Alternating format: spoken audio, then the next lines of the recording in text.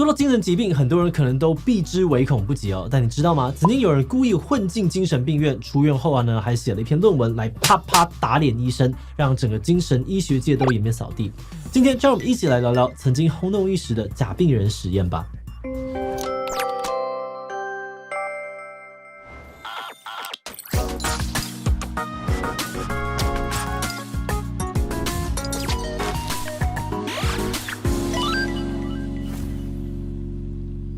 Hello， 大家好，我是志奇。1969年，美国史丹佛大学的心理学家大卫·罗森汉恩，他找来了7位心智健全的人，假装自己有精神病，然后卧底进到各地的精神病院里面。而他们住院之后发现，一旦被判定有精神病，即使再正常的行为都会被当成有问题，而且待得越久就越像病人。在当时呢，这个研究结果引起了非常大的轰动，很多人都开始质疑精神医学根本没有办法区分正常人跟精神病患，甚至还有很多的精神病院因此关门大吉。那即使到了50年后的今天，罗森汉恩的这篇论文依旧呢是精神医学史上被复印并且引用最多次的论文。但也有人质疑罗森汉恩的研究漏洞百出，甚至还有可能有造假的嫌疑。那到底罗森汉恩为什么要这么做？这个研究计划是怎么样推进的？又引发了哪些争议呢？今天就让我们透过《大卫庄者》这本书一起来讨论看看吧。不过在开始今天讨论之前，先让我们进一段工商服务时间。你是想要煮菜又怕麻烦的人吗？那你一定要注意这场线上课程，由料理达人 Kazu 研发的奇迹的遗物多煮公式，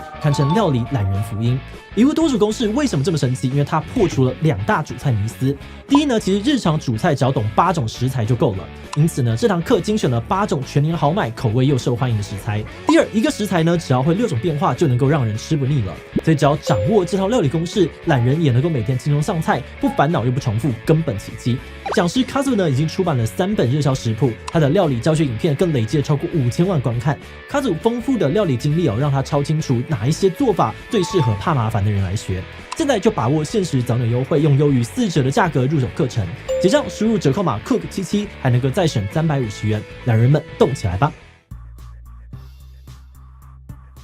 在讨论罗森汉为什么要这么做之前，我们可能要先来了解一下精神病学的发展历史。在过去人类有很长的一段时间认为一个人会发疯是恶灵、魔鬼等等超自然现象害的。大约到了17世纪之后，才开始用比较科学的角度来分析精神异常，认为他们可能是理智崩溃或是疾病细菌等等的生理因素造成的。那到了2战之前呢，弗洛伊德的精神分析开始从欧洲传到了美国，而医学界也开始从家庭文化、性别等等的角度来探索一个人的精神状态，而精神分析也一度成为了主流。但精神分析并不是所有人都买单，像是呢，在1962年就有论文指出，同样的病患去看不同的精神科医师，结果呢，只有 54% 的医师会做出相同判断。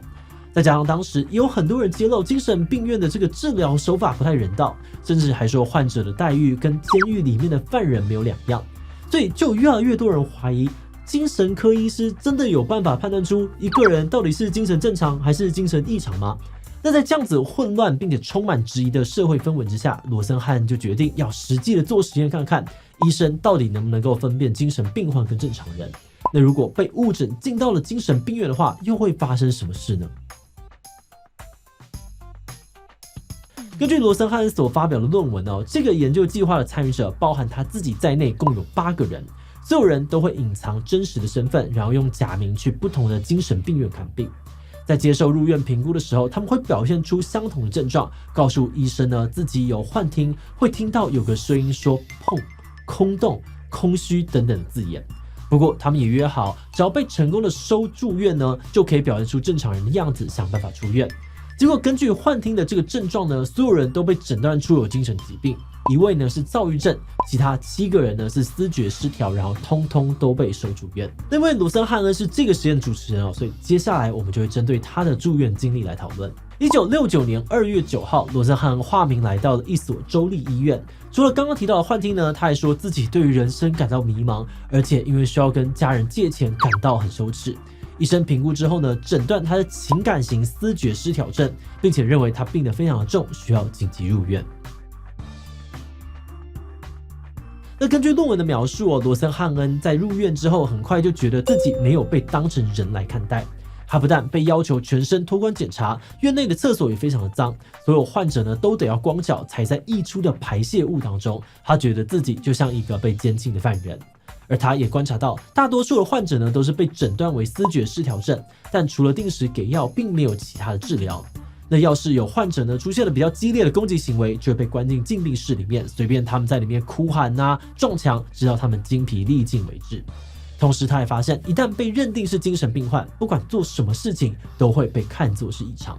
如果情绪平稳，医生呢就会说他略显压抑，连聊天啊、动笔写字都会被医疗人员视为异常，然后记录下来。到了第4天，罗森汉恩说自己开始呆坐或者来回踱步，而且心情非常的犹豫。他开始怀疑病患的失常行为可能不是因为疾病，而是医院的环境造成的。这个时候，他已经超想出院。那到了第9天医生呢评估他是妄想型思觉失调，不过因为病况有缓解，所以允许他出院，但建议他持续的做心理治疗。而在出院后的4年呢，罗森汉恩的研究论文被刊登在了科学期刊上面，引起了很大的轰动。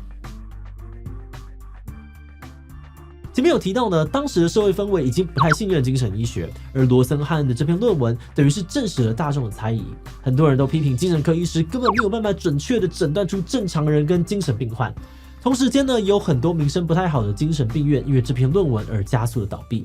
后来精神医学学会甚至还因此修改了诊断精神疾病的标准，改透过固定的问题以及标准化的表单，让医生能够尽量客观的判断患者的病症。那比较值得一提的是，其实早在罗森汉恩之前呢，就已经有不少人卧底进到了精神病院，有人像他一样假扮成病患，也有人呢假扮成助理，而且他们也都得出了相似的结论。但为什么直到罗森汉恩的研究发表才在医疗界引起轩然大波呢？有很多人认为可能是他的研究除了描述这个病患的亲身经历，还把整个研究都数据化。比方说呢，论文有提到，院方在他们卧底的这段时间呢，总共开出了2000颗药给他们这8位假病人，而且他们每天平均跟医生接触的时间大概只有3.9到25.1分钟。不过，并不是所有人都认同这项研究，有不少人认为呢，这个研究充满了争议。大众的质疑呢，主要包含了3个方向。首先是假造症状部分，罗森汉恩在论文当中强调，参与者只有假装幻听，并没有其他明显的精神异常，但医生呢就直接判定他们必须要住院。他质疑医生过度的草率，也不够严谨。但有人就批评假造症状本来就会影响医生判断，这个时候再来说医生判断不准，根本就没有说服力，甚至有种先射箭再画靶的感觉。此外呢，《大卫庄者》这本书的作者呢，从当年医生的诊断记录里面发现，罗森汉恩不只对于医生说自己有幻听，还说他能够听见别人心里在想些什么，甚至呢有自杀的念头。作者认为这已经有妄想啊、自杀的症状，比单纯的幻听还要来得严重很多。再来，也有人质疑其他假病患不一定存在。在论文发表之后呢，有位名叫做斯皮策的这个精神医学教授就曾经跟罗森汉恩联系，请他提供这些化名者的真实身份以及医院名单，但都被罗森汉恩拒绝。而《大卫庄者》的作者呢，也用尽各种方法想要找到当年实验的参与者，但最后只有找到其中2位，而且他们都不知道还有其他假病人的存在。最后，作者呢也质疑罗森汉恩论文的数据可能有造假的嫌疑。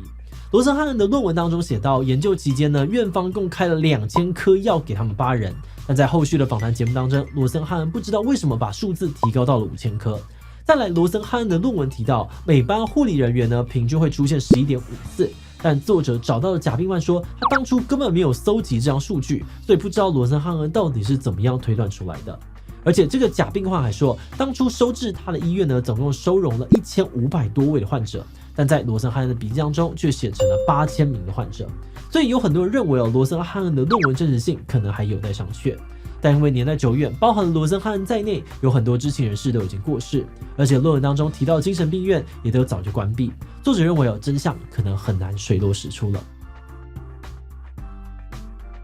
因为时间的关系，这本书的内容我们只讲到一小部分。那如果有观众想要更了解这项研究以及相关的讨论，我们很推荐大家可以直接去找这本《大卫庄者》来看看。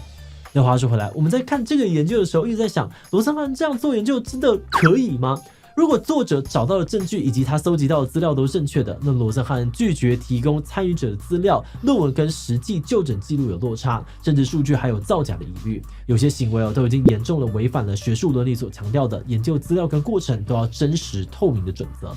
而且更让人惊讶的是，作者呢还发现了当年罗森汉恩的论文竟然偷偷删除了一个实际上面有参与实验的假病人案例。换句话说，其实有9个人参与实验，但他只揭露了8个。那根据这位第9号假病人说法当时自己进去的精神病院，他感觉非常的温馨，里面的医护人员不只是对于病患非常的和善，还会跟他们一起唱歌玩游戏、聊八卦，而且病患之间也会互相的扶持彼此的鼓励。他说自己虽然是装病进到了医院里面，却真实的感觉到自己被治疗了。作者推测，可能是因为这位假病人的经历太过正向，不符合研究的预期，才没有被写进论文里面。那假设这个推测是真的，我们认为这个做法呢，不只违反了学术伦理，也让罗森汉恩原本的出发点失去了最初的善意。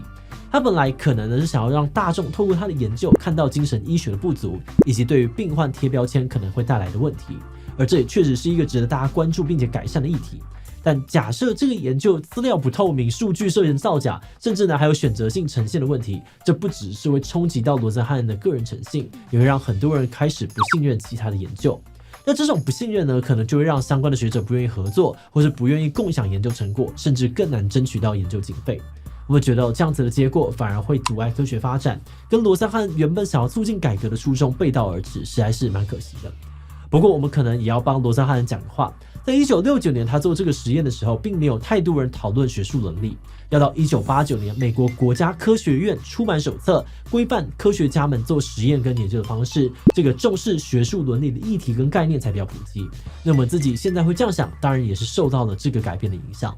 所以我们觉得，或许也可以说，这个实验引发的争议是科学演进下的必经过程吧。好的，那我们最后呢，也想来问大家，如果你是罗森汉恩，会不会把第9位假病患写到研究里面呢？会有问题的案例呢，还是占大多数？我觉得没有必要冒着研究伦理的问题动手脚。B 不会，我可能会担心实验的这个代表性不足，没有办法促进改变。C 不知道，可能还是要看罗森汉恩的原始资料，到底有几个假病人才能够判断。D 其他留言分享你的想法吧。最后，如果你喜欢今天的影片，欢迎分享出去，让更多人知道假病人实验。此外呢，也可以点击这个地方看思觉失调以及老鼠乌托邦实验。那么今天的这一期就到这边告一段落，我们就明晚再见喽。